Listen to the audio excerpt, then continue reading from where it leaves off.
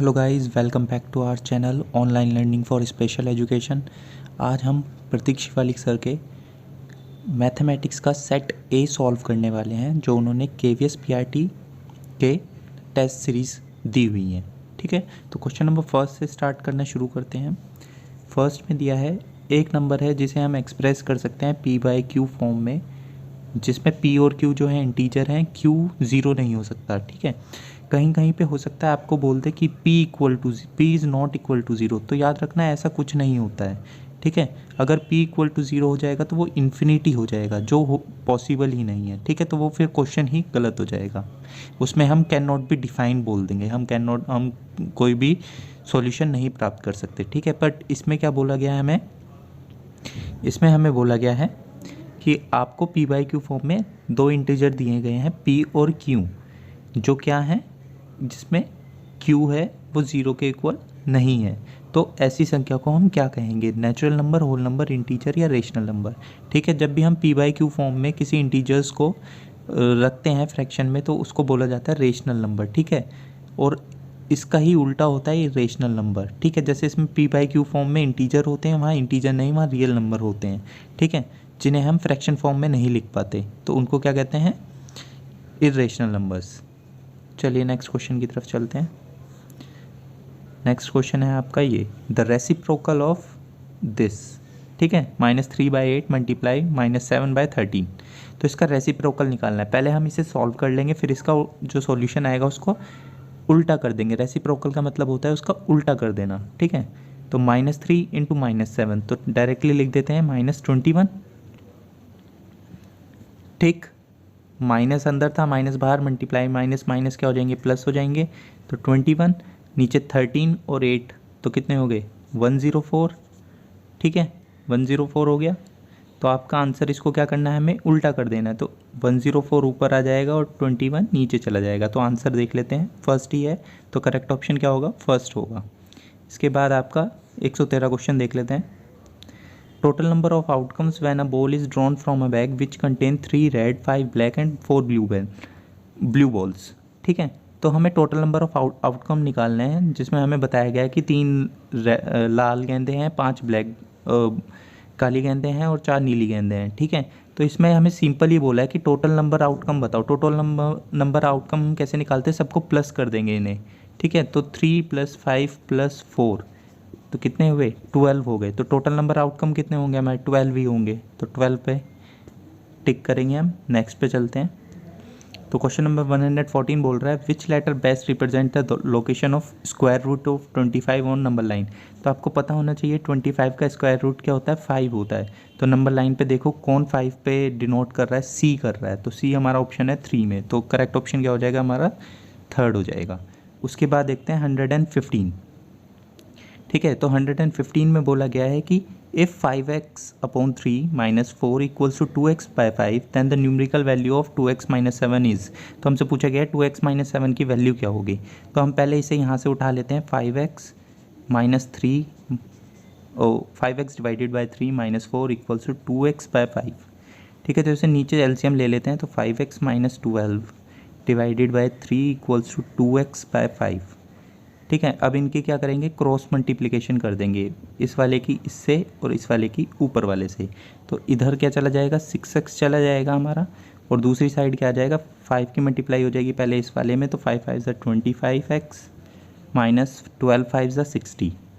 ठीक है, तो x वाले एक तरफ ले आएंगे, तो 25 में से 6x माइनस हो जाएंगे, और जो बिना x वाली वैल्यू हो उसको इक्वल टू के दूसरी साइड ले जाएंगे, तो प्लस में बदल जाएगा। माइनस था यहाँ पे प्लस हो जाएगा।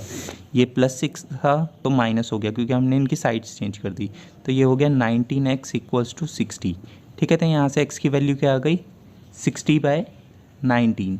अब इसे x की वैल्यू को हम इसमें पुट कर देंगे, तो 2 × 60/19 -7। ठीक है, इसमें क्या करेंगे? एलसीएम ले लेंगे, तो कितना हो जाएगा हमारा?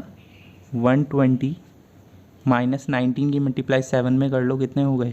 133। तो 133/19। तो 19 नीचे आ रहा है, देख लो 19 किस में नीचे आ रहा है?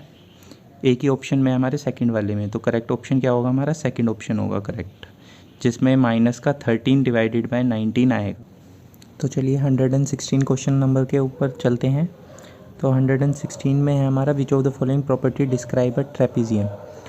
ठीक है, तो ट्रेपीजियम क्या होता है, ये लीजिए मैंने ट्रेपीजियम बना लिया। इसमें पता होना चाहिए जो इसकी पैरेलल अपोजिट साइड्स होती हैं, मतलब जो अपोजिट साइड्स होती हैं वो क्या होती हैं, पैरेलल होती हैं। ठीक है, तो इसमें ढूंढ लेते हैं कहाँ है। तो पहला है pair of opposite side is parallel, तो फर्स्ट ही आंसर है हमारा। इसके बाद डायगोनल इक्वल ही नहीं होते हमारे, ठीक है, परपेंडिकुलर भी नहीं होते। ठीक है, तो ये सारी चीज़ें हमारा आंसर क्या आएगा, 1 होगा। इसके बाद हम चलते हैं 117 की तरफ।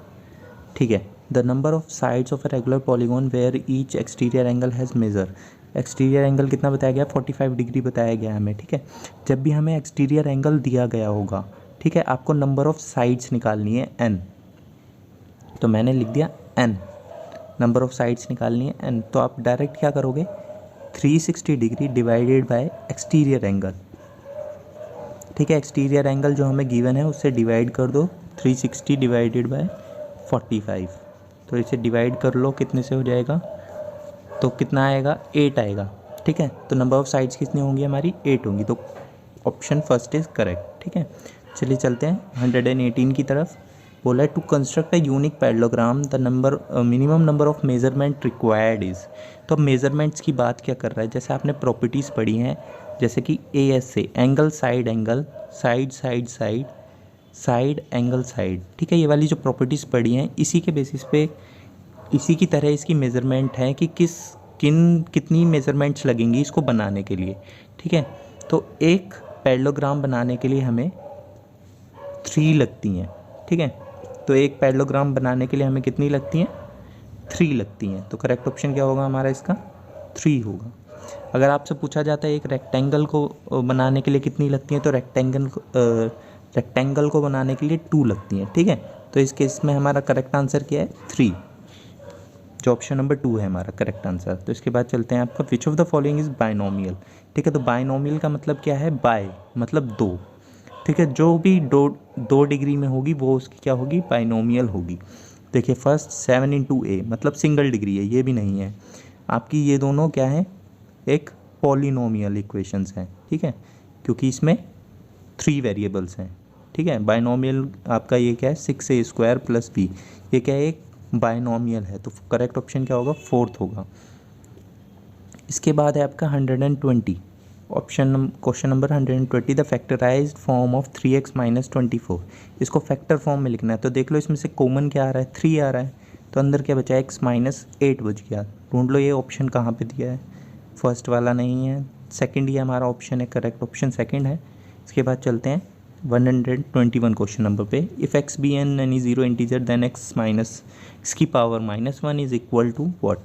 ठीक है, तो आपको पता होना चाहिए जब भी पावर की बात होती है तो पावर्स में क्या होता है, अगर माइनस पावर्स होती हैं तो उनको हम रेसिप्रोकल कर देते हैं, 1/x की पावर 1 हो जाएगी। अगर ये x की पावर -2 होती तो 1/x की पावर 2 होती। ठीक है, तो इसका आंसर क्या होगा, 1/x। तो देख लो इसमें कहाँ है, ये सेकंड ऑप्शन में है, तो ये हमारा सेकंड ऑप्शन क्या होगा, करेक्ट होगा। इसके बाद चलते हैं 122 क्वेश्चन पे। तो क्वेश्चन क्या है हमारा, Radhika bought a car for ₹2,50,000। ठीक है, तो उसने नेक्स्ट पे क्या करा, आपको नेक्स्ट पार्ट दिखा देते हैं। उसने ये एक कार खरीदी है जो 2,50,000 की है। ठीक है, ये याद रखना बस।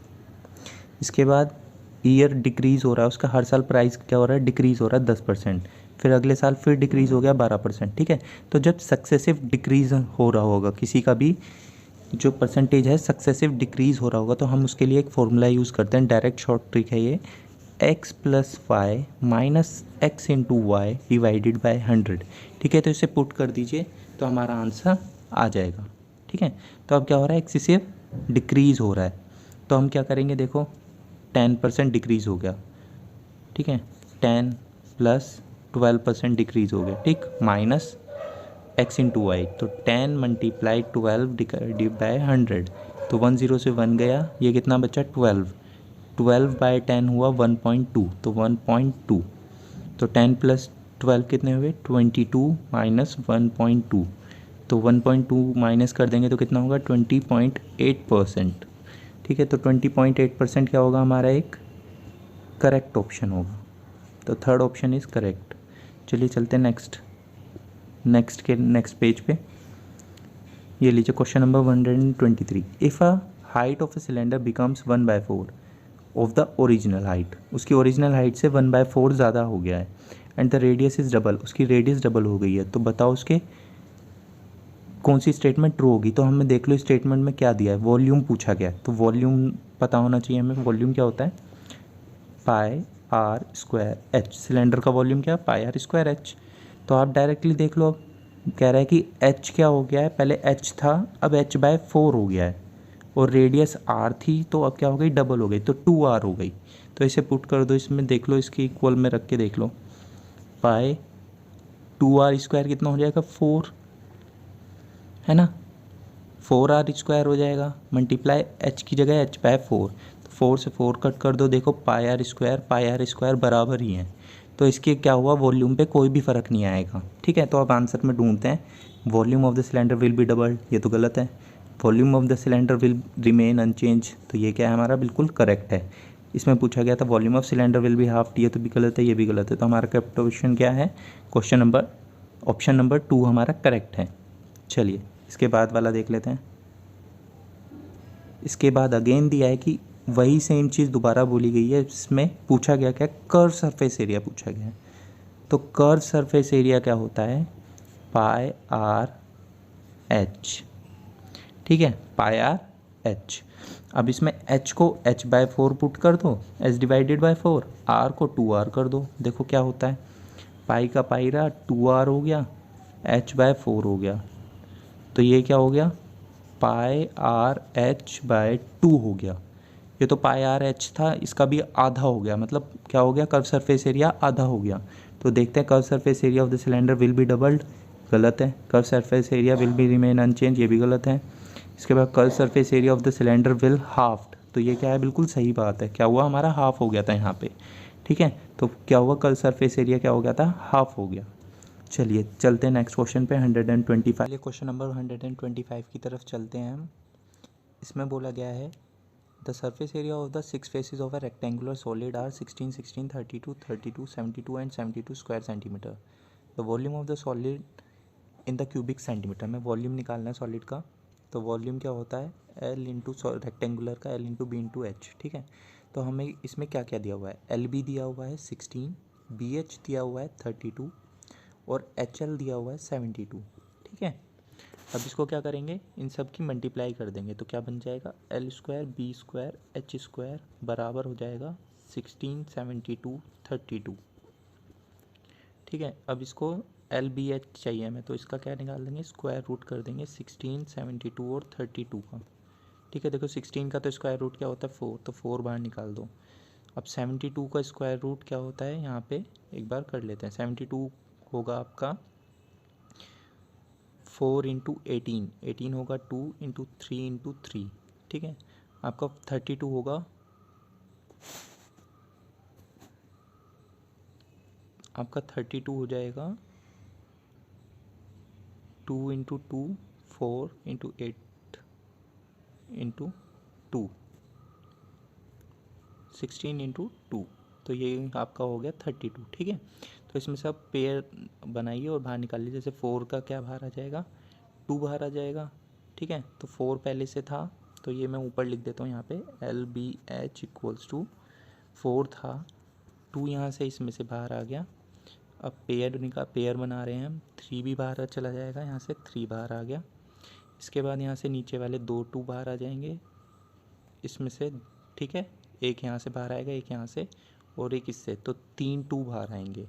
तो मल्टीप्लाई 2 इंटू 2 इंटू 2, तो मल्टीप्लाई करके देख लो कितना हो रहा है, 2 2 ज़ा 4, 4 2 ज़ा 8, 8 2 ज़ा 16, 16 16 3 ज़ा 48, 48 की 4 से मल्टीप्लाई करी तो कितना है, 8 4 ज़ा 32, 3 16 19, 192 इसका करेक्ट ऑप्शन हो गया हमारा। ऑप्शन नंबर 1 इज़ करेक्ट, 192 आ गया हमारा वॉल्यूम ऑफ द सिलेंडर। ठीक है, इसके बाद चलते हैं हम क्वेश्चन नंबर 26 पे। तो यह है आपका क्वेश्चन नंबर 26। तो आपको बोला गया है 0.123 के बार को पी बाई क्यू फॉर्म में लिखना है। ठीक है, जब भी ये बार वाले क्वेश्चन होते हैं तो बार के लिए हमें क्या करना होता है, देखिए आपको यहाँ से 12 लिखा है। ठीक है, तो यहाँ से क्या डायरेक्टली हम कर लेंगे, मैं डायरेक्टली क्या कर रहा हूँ, देखो इसे डेसिमल में बदल रहा हूँ। 12.3 इस बार का मतलब होता है रिपीट, 3 जो है अब रिपीट होता जाएगा, बार बार क्या आएगा, इसे कोई भी संख्या जो संख्या से डिवाइड कर रही है वो क्या करती रहेगी, बार बार 3 आता रहेगा, रिपीट होता रहेगा। इस बार का मतलब ये है। तो 12 को मैंने पॉइंट से पहले लिया तो कितना है, हम इस बार को इस पॉइंट से पहले नहीं ले सकते। ठीक है, तो हमें इस बार को बदलने के लिए भी हमें कुछ करना पड़ता है, तो अभी मैं उसके बारे में भी बताता हूँ आपको। तो हमने क्या करा, इसे x के बराबर लिया पहले 0.23, तो हमने किससे मल्टीप्लाई करी, 100 से मल्टीप्लाई कर दी, तो यहाँ हो गया 100x इक्वल्स टू 12.3 बार। ये इक्वेशन फर्स्ट ले लीजिए। ठीक है, इसके बाद क्या करेंगे, यहाँ पे 10 से मल्टीप्लाई कर देते हैं। ठीक है, तो यहाँ पे 10 से मल्टीप्लाई करी तो 1000x इक्वल्स टू 123.3 बार हो जाएगा। अब 3 हमने एक और ले लिया। ठीक है, अब क्या करेंगे, इन दोनों इक्वेशन को माइनस कर देंगे, तो 1000 में से 100 गए, 900x इक्वल्स टू, अब 1.23 बार में से 123.3 के बार में से 12.3 का बार माइनस कर देना है, तो 3 ये कट गया, 0 हो गया, यहाँ पे 3 में से 2 गया 1, 2 में से 1 गया 1, तो 101 आ गया। ठीक है, तो कितना हो गया, x की वैल्यू कितनी होगी, 101/900। अब ये आंसर में चेक कर लेते हैं क्या, यहाँ पे तो 990 दिया हुआ है, ये तो है नहीं, ये भी नहीं है। ठीक है, अब इसे क्या करना पड़ेगा, हमें चेक करना पड़ेगा। देखिए किसी से कट तो नहीं रहा, 3 से कट कर लेते हैं हम इसे। 3 से कट करा तो नीचे क्या आया, 300, ऊपर 111 को कट करा तो, एक सेकंड में कलर चेंज कर लेता हूँ, तो नीचे क्या हो गया, 300 हो गया, ऊपर 111 को अगर कट करा तो 3 से करा, 3 3 से 9, 21, 3 7 से 21, तो 37/300 हमारा आया पी बाई क्यू फॉर्म में। तो देखो कहीं है, फर्स्ट ऑप्शन ही है, तो फर्स्ट ऑप्शन इज़ करेक्ट। ठीक है, तो फर्स्ट क्या ऑप्शन होगा हमारा, करेक्ट होगा। तो चलिए अगले क्वेश्चन की तरफ चलते हैं। अब देखिए बोला गया है, 49x² minus b equal to this k है, तो वैल्यू ऑफ बी की वैल्यू निकालनी है डायरेक्ट।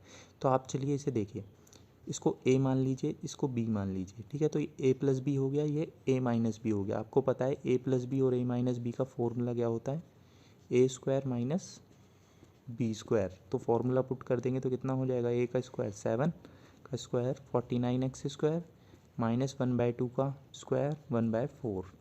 ठीक है, और इक्वल टू में पहले से क्या था यहाँ पे, 49x² माइनस बी।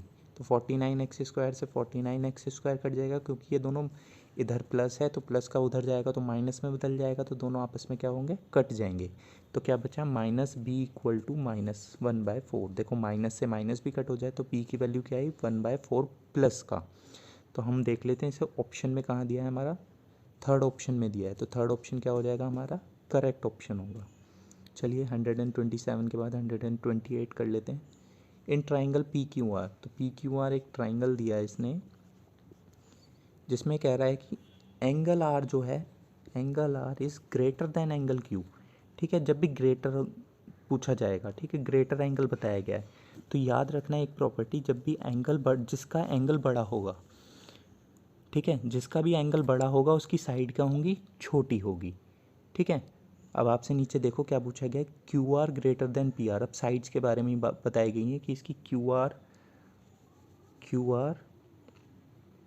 बड़ी है पी आर से, तो ऐसा कुछ नहीं है, ये गलत बात है, ये तो गलत है। ठीक है, इसके बाद है P Q greater than P R, P Q बड़ा होगा पी आर से, बिल्कुल सही है, क्योंकि एंगल आर क्या है, बड़ा है, तो एंगल आर की ये क्या होगी, छोटी होगी, तो पी आर क्या होगा, छोटा होगा पी क्यू से। तो ये बात बिल्कुल सही है, सेकंड क्वेश्चन क्या है हमारा, करेक्ट है। इसके बाद चलते हैं हम नीचे की तरफ, 129 की तरफ। तो इसमें बोला गया, the figure obtained by joining the mid points of adjacent sides of a rectangle of sides 8 centimetre and 6 centimetre. एक रेक्टेंगल दिया हुआ है, ठीक है, ABCD मैंने इसे नाम दे दिया है। उसमें बोला क्या, उसके मिड पॉइंट्स को, मिड पॉइंट ये हैं इसके, ज्वाइन भी कर देते हैं हम, एक फिगर हमारे सामने आ जाएगी।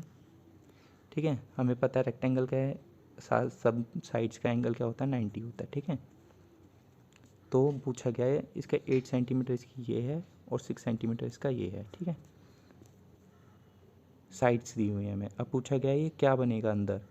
ठीक है, तो आपको साफ दिख रहा है फिगर क्या होगी, क्या लग रहा है, फिगर अंदर स्क्वायर बन रहा है या रोम्बस बन रहा है, रोम्बस बन रहा है। रेक्टेंगल के अंदर हमेशा क्या बनता है, रोम्बस बनता है।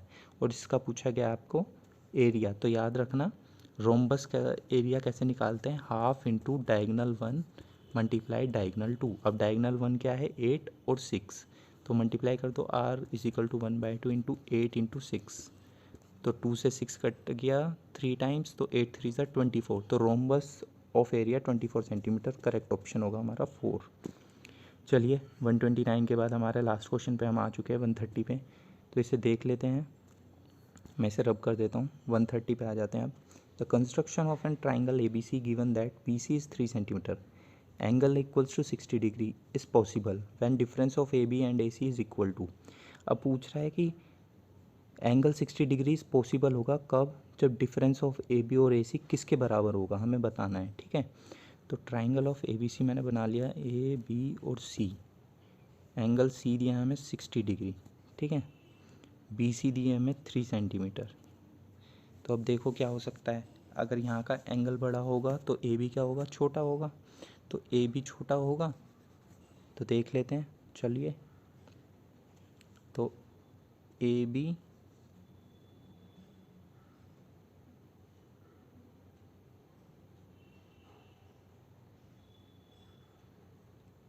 जो होगा वो किसके बराबर हो जाएगा हमारे, फिर डिफरेंस निकालना है ना हमें, तो AB प्लस BC